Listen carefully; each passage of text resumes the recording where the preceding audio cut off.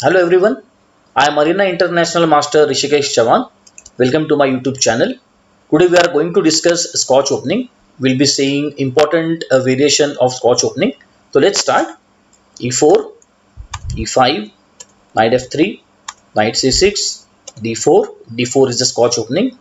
E into D4, Knight into D4. This is the starting position of Scotch opening. From here, Black has various options. So he can continue with Bishop C5, which will take us to our main variation, that is Potter variation. He can even play something like Knight F6, and after Knight F6, we can shift to Mises variation. Then there is also a Steinitz variation, which is Queen H4. Then there is also a simple continuation, which is like Knight into D4, Queen into D4, and then White will both the players will develop their pieces. So let's look at these variations one by one. So we'll be checking Mises variation first. So after Knight into D4, Black plays Knight F6, and then White continues like Knight into C6. Here White wants to control the center with his center pawn on E4. Black cannot play pawn into C6, because after Queen into D8, King into D8, Black is going to lose his right to castle, and his king will be stuck in the center. That is why here Black continues with B into C6, E5. The knight is under attack. Queen E7. Black is pinning the pawn so that White cannot capture the knight. Queen E2, unpinning the pawn. So Black has to move the knight on D5. C4, again we are kicking the knight. So we are forcing Black to move his knight again and again. And in the meanwhile, White is getting a space advantage in the center and somewhat in on the queen side. So here there are two main options or two main moves for Black. He can play either Bishop A6, or he can move ahead with Knight B6. So let's check both the options one by one. We'll start with Bishop A6, B3, G6, G3. So as White Queen is sitting on E2, this F1 bishop is blocked. So White is planning to develop this bishop through G2 square. Bishop G7, Bishop B2, castles, Bishop G2, Rook A E8. So here Black is trying to pressurize that center pawn of E5. One more thing is this pawn is pinned, so White cannot play pawn into D5 right now. So even White has to take that into consideration. So let's move ahead. Castles. Here, instead of Rook A E8, Black can even try something like F6, but F6 is not a very good move, because E6, D into E6, White is sacrificing a pawn over here. D into E6, Queen D2. After Queen D2, Black has to save this knight, because as this pawn is gone, now White can capture this knight for free. So Knight B6 is forced because no other square is available for the knight. Bishop A3, again it's a skewer, as you can see. Black is forced to play C5. After C5, here White can simply capture the rook on A8, and he is getting an exchange for his bishop. But there is a better way to do it. So that is Queen A5. Queen A5. Now you can see lot of black pieces are under attack. A6 bishop is hanging; it is under attack. White can continue with bishop into C5, and again the skewer is there. Black is losing A8 ka rook at the same time. So Black plays bishop into C4, bishop into C5 first, Queen D7. Now we'll capture the rook, rook into F8, and Knight C3. Here White can still capture that C4 ka bishop, but it will be bit risky, because after this bishop is captured, White is losing this A1 rook when Black plays F5. So after F5, this bishop will be under attack, and if white tries to block this bishop with queen knight c3, sorry, then this knight is pinned and there will be future attacks on that knight. So it's better to develop the pieces first. White has already got exchange up, knight c3, f5, rook d1, moving the rook away from the pin, and at the same time attacking black's important piece, more valuable piece, queen e7, knight b1, because from c3, as you can see, there are not much good squares available for the knight. There is nothing much remaining over here. This is not available, even this is not available. So white is thinking about relocating the knight, so maybe he'll be moving the knight to let's see, d2, and from d2 it can go to f3, and then it may cover these important squares over here. So that is why knight b1, bishop d5, castles. So at this point, white is slightly better, or white is clearly better because of the exchange he is having. So he has to just line up his pieces. He has to just regroup his pieces, and then he can start attacking black's weaknesses. As you can see, these two isolated pawns are there. This knight is also out of the play.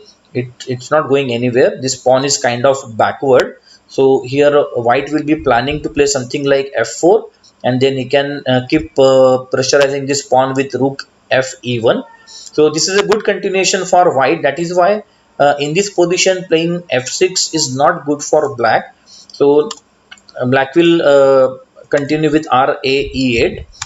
So after ra8, we have castles. So we have temporarily sacrificing this e5 pawn. So as you can see, there are 3 attacks on this pawn, but there are only 2 defenders. But keep one thing in mind.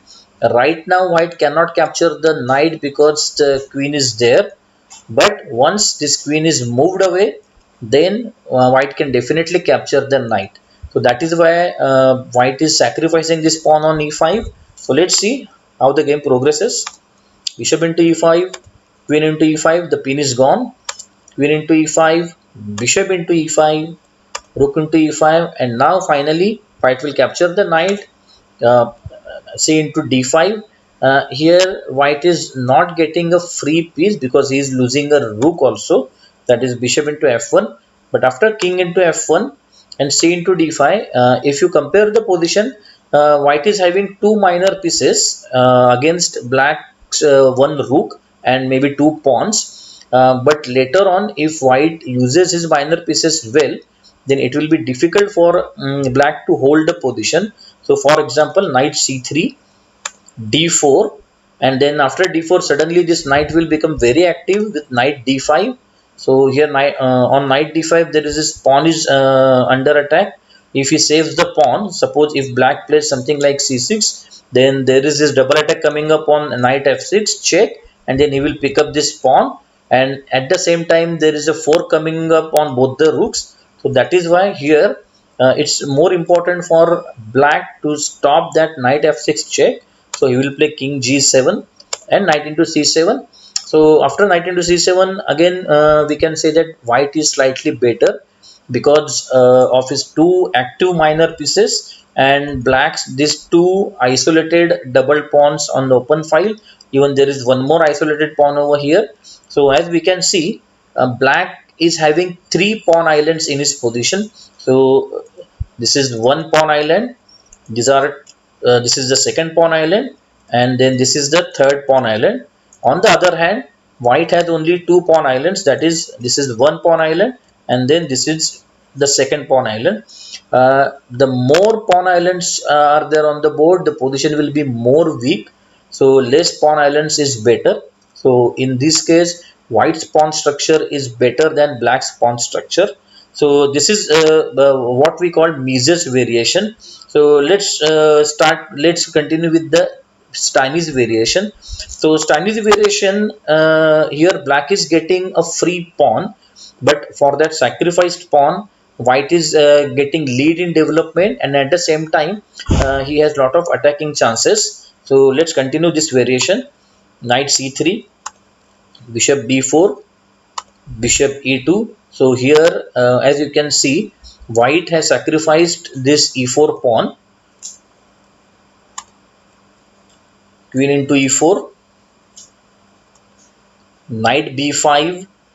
So here, instead of queen into e4, black can even try playing something like knight f6, but knight f6 won't do. It's not a very strong move, because there follows knight f5. Now this f5 knight is attacking the queen, and at the same time it is attacking this g7 pawn over here. So queen into e4, knight into g7 check, king f8, bishop h6. Now discovered check is coming up. So here black's position is already bad, because he has lot of points to cover. His king is also not safe, his castling is gone, and half the pieces are sleeping. So maybe if he gets greedy and he starts capturing these free pawns, then he is going to lose quickly. So after this queen into g2, white can continue with knight h5 check.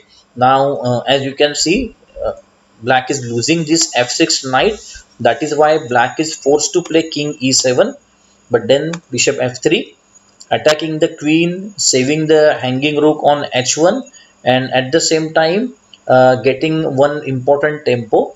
Black is forced to move the queen again. So queen g6. So here black is trying to hold his king side, and at the same time he is trying to attack the cornered white pieces, that is on bishop and knight. Queen e2 check, king d8, bishop g7. Bishop g7 is a very nice move, attacking this not so well supported knight and this hanging rook at the same time. So here black is definitely going to lose at least a piece or an exchange.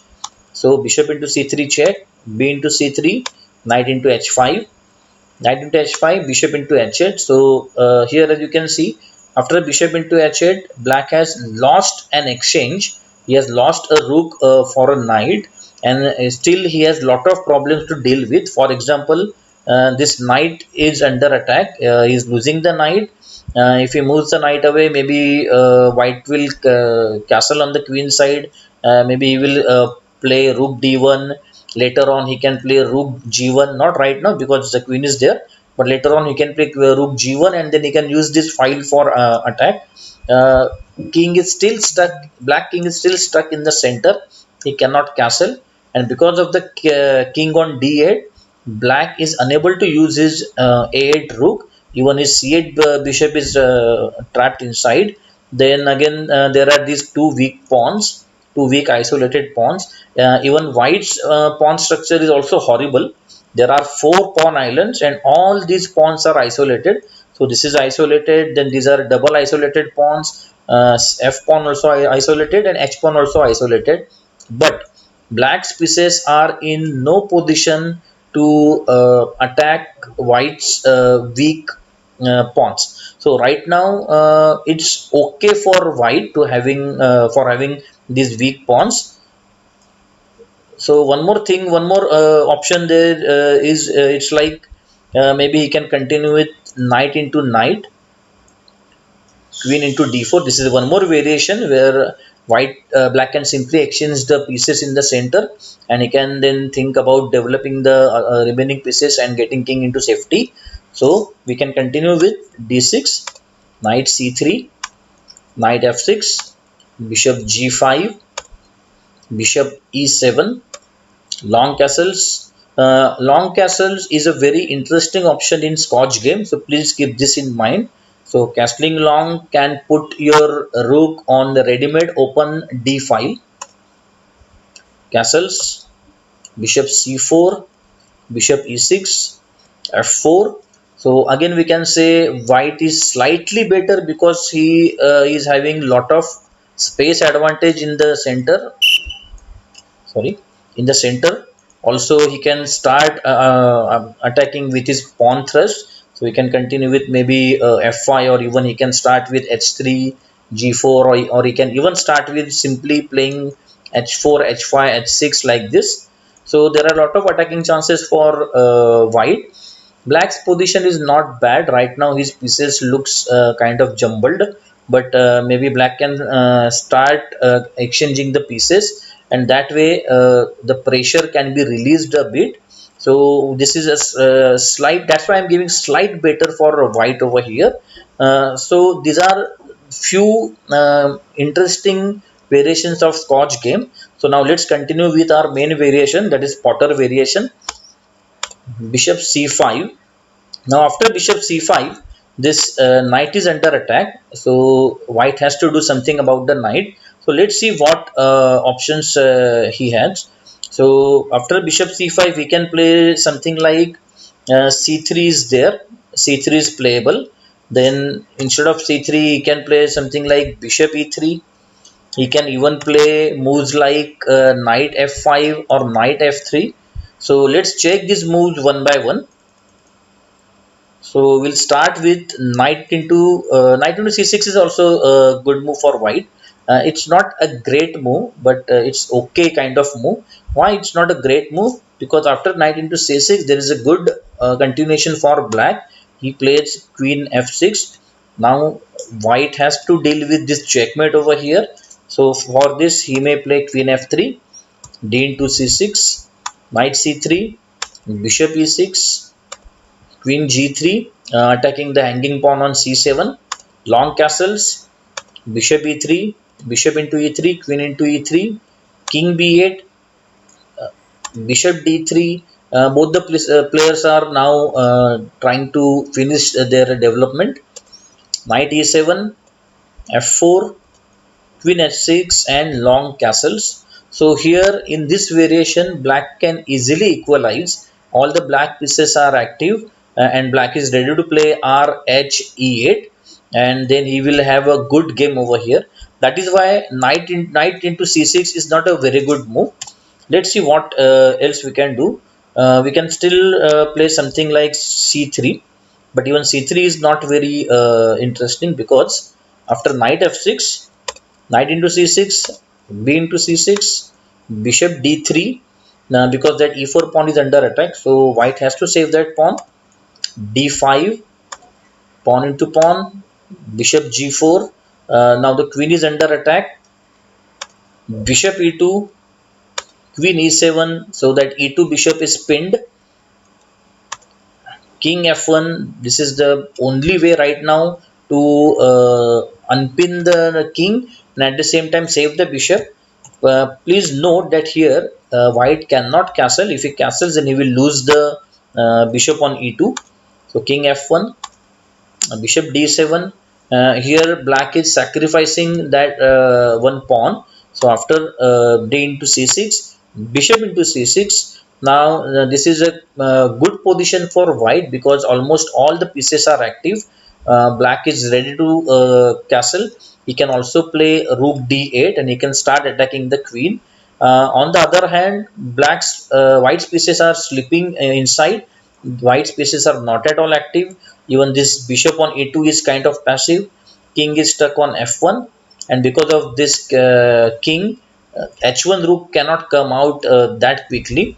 So even after developing the pieces, or while developing the pieces, white will find lot of difficulties in this variation. So that is why this variation is not very good for white. So we'll check bishop e3 now. Let's see what happens with bishop e3. So bishop e3, queen f6 is a good move. So because of queen f6, knight into c6 or bishop e3 is not a very good options for white, because now after knight into c6, white uh, captured black's piece, but here black will play bishop into e3 first, and after bishop into e3, white has to stop this checkmate on f2. So he is forced to capture the bishop, pawn into knight. And now as you can see, white has a serious problem in the center. There are two double isolated pawns, and those double isolated pawns are on the open e file. So later on black can put his rook on e file, and he can start pressurizing the pawns. So this game can move ahead like this. Maybe queen d4. Here white wants to exchange the queens. he wants black to capture his queen so that he can capture with the pawn, and then his double pawn will be single again. But of course, black is not going to do that. Bishop g4, knight c3, rook d8 attacking the queen, queen into f6. Even exchanging the queens, white's position is not very good because of this bishop on g4. He is unable to move his rook to the d1. Here one more option white has. He can go for queen into a7. Now queen into a7 is kind of greedy because the king is stuck in the center and now queen is in the corner. So this can lead to a quick defeat for black. Sorry, white. Let's see. Sorry, knight e7, bishop d3, knight g6. So slowly, black is moving his knight towards this strong outpost on e5, and now he is ready to castle, and then he will put his rook on this open e5. Rook f1. Rook f1 is a bad move over here. Maybe white is trying to attack the queen so that he can activate his pieces, but then there follows queen h4 check, g3, then queen into h2, and then queen into after queen into h2, white is going to lose this g3 pawn. Again, these two pawns are there in the middle of the board doing nothing. There are a lot of black pieces around white's king, so it's very difficult for white to save this game. So that is why this is not a good continuation for white. So we are not going to play bishop e3 over here. Let's check what's wrong with knight f3.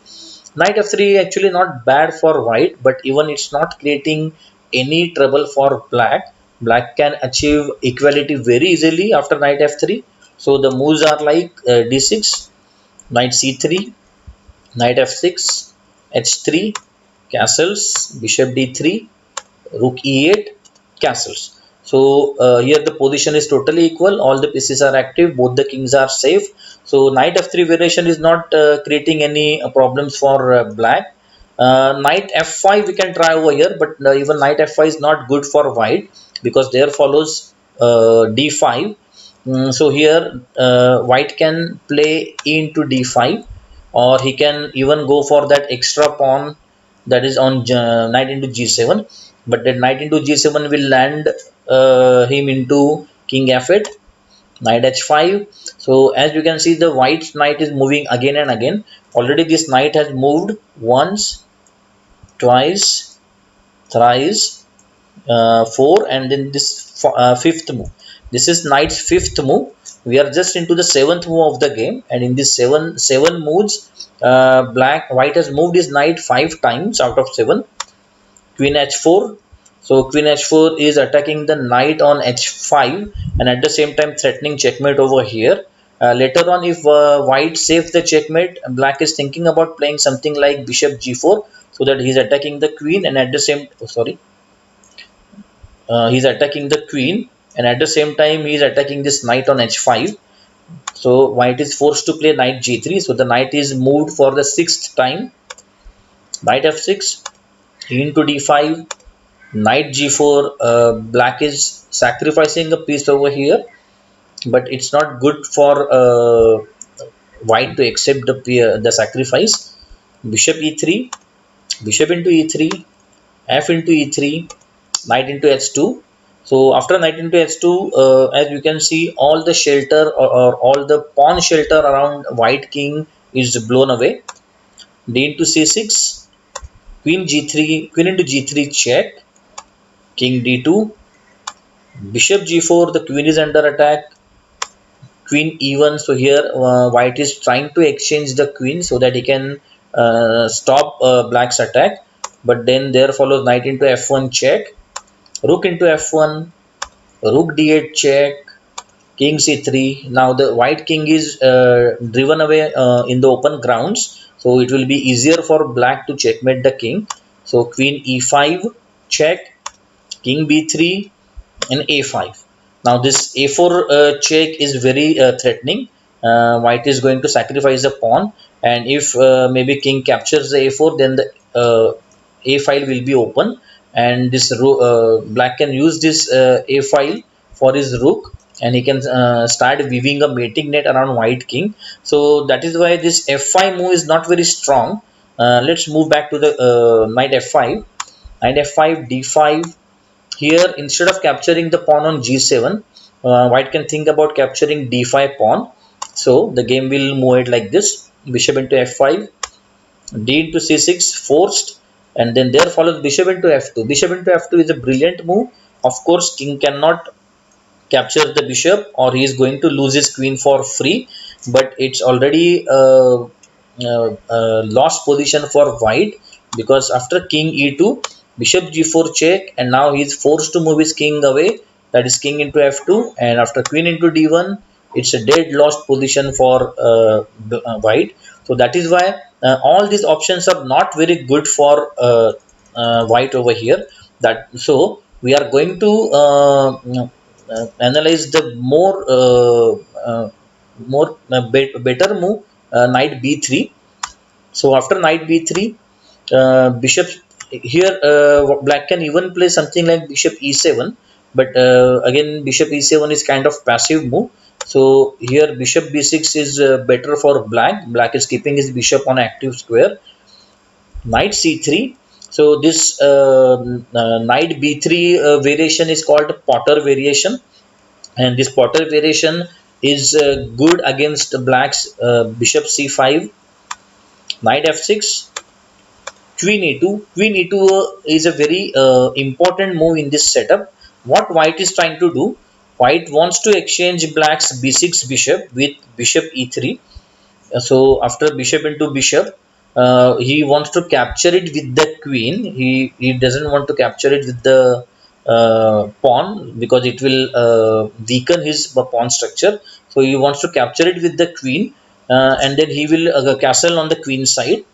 So let's move.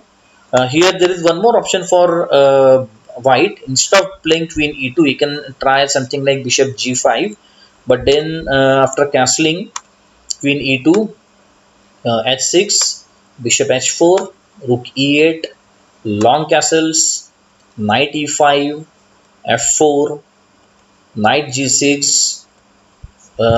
This h4 bishop is hanging. So instead of moving the bishop one more time, it's better for white to exchange the bishop. Bishop into f6, queen into f6, and g3, d6, king b1. Of course, king is not covered from all the sides on c1, so it's better to move the king into a more safer square, that is on b1. Bishop e6, bishop g2, ra d8, and knight d5, bishop into d5, rook into d5. We can say the position is somewhat equal.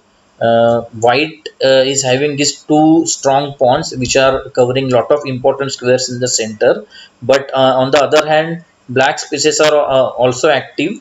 So we can say this position is equal for both the players. So that is why we are not going to play bishop g5 in this move. We are going to play queen e2, castles, bishop e3, d5. Here black can try rook e8 also, but again after rook e8, f3. White is going to play f3 in this variation, whether black plays rook e8 or not. Bishop into e3, queen into e3, d6, long castles, bishop e6, and now because of this f3, white can launch his attack with g4. So he will be attacking black's king with g4, h4, h5, etc. So g4, knight d7, h4, nb6, h5, queen e7, g5, f6, g into f6, queen into f6. Of course, not pawn into f6, because g into f6 will open black's king from g8 diagonal. So queen into f6, f4, a5. So both the players are attacking on opposite sides. Both the players are attacking on each other's king. Bishop b5, rook e7, knight d2, a4, a3. Again, materially it's equal, but we can say white is slightly better because of his two strong pawns in the center. So these strong pawns are giving him important control of these center squares. Also, this file is already open, so white can launch his attack through this open G file. On the other hand, this there are no open files on the queen side, so it will take some time for black to launch his attack on white's king. So that way, white's king is more safe than black's king. So that d5 variation is not very good for sorry, rook 8 variation is not very good for black. So maybe he will continue with d5, long castles, d4. Now here it looks like white is going to lose a piece, but it's not like that, because black cannot capture any of the pieces, because this pawn is pinned and he will lose his queen. So the game may progress ahead like this: bishop g5, queen d6, bishop into f6, queen into f6, knight d5 attacking the queen, queen g6, king b1 is again a very key move. It's always safe to move your king away from all the possible checks. Bishop e6, knight f4, queen f6, g3. So g3 is a multi-purpose move supporting the knight, at the same time allowing white to play bishop g2, and then later on white can move his knight away on maybe on d3, and he can continue his attack with f4. Ra d8, bishop g2, a5, knight c1, a4, a3, knight e5. So here again, white's plan is to exchange the pieces in the center, and then once these knights are exchanged, then he can continue with his f4 break. One thing you have to keep in mind in Scotch game, as there are no real weaknesses in both in position. So both the players have a good position. So you will have to try and use your pieces to create some weaknesses. You won't get any easy weaknesses in Scotch game. So that is why you will have to maneuver your pieces. You will have to move your pieces again and again and look for the weaknesses, or you can try and create some weaknesses. So bishop c4, queen d2, unpinning the knight, rf e8, queen b4. So queen b4's idea is white is going to play knight into e5. After that, he will get this bishop for free.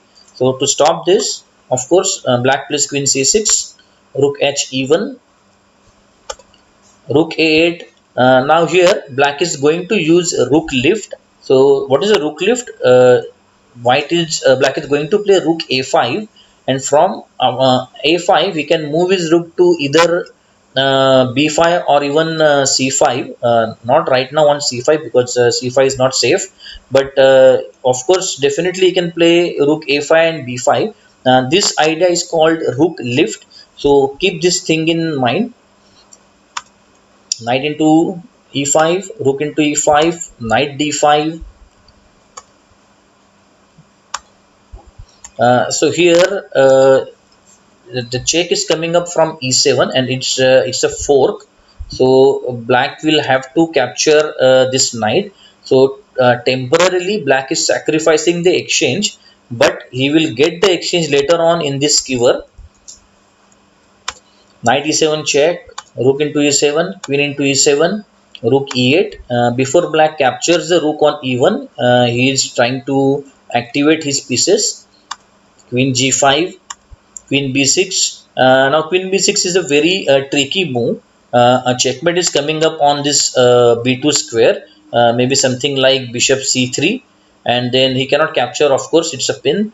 And after bishop c3, black is trying to play queen into b2 checkmate. Here after bishop c3, if he plays something like b3, then black will play pawn into b3, pawn into b3, and after queen into b3, again the checkmate will follow. So that is why e5, f6, queen c1 stops all the checkmates. Bishop e1, rook into e1. So here white gives the exchange back. d3, bishop e4. So slowly, both the players will continue to exchange the pieces. So it's like d into c2 check, bishop queen into c2. Sorry. So white is creating a battery over here. He can give this check. Right now, this check is not very important because it's not threatening anything. Bishop b3, queen d2, c6, stopping the bishop from attacking this b7 pawn, and at the same time limiting bishop's activity. Bishop c4, rook d8, queen b5, f4, queen c4, queen e2. Maybe the game may progress like queen into e2, rook into e2, bishop into c2 check, king into c2. And see, position is totally equal, material is equal, but white has more space because of this pawn chain. Also, white's king is more active compared to the black king. He can easily move up and start attacking these black pawns. So that is why we can say white is slightly better in this game. So nevertheless, Scotch opening is one of the famous opening among the club players. So I hope you have understood all the important variations we discussed here about in Scotch opening. So please try to memorize these variations. And the Scotch game is very easy to play. So it will help you in your opening, where you won't fall in some unnecessary traps. So I hope you enjoyed this video. So if you enjoyed this video, please like the video and do not forget to subscribe my channel, so that will bring you more such videos very soon. So see you soon. Thank you very much, everyone.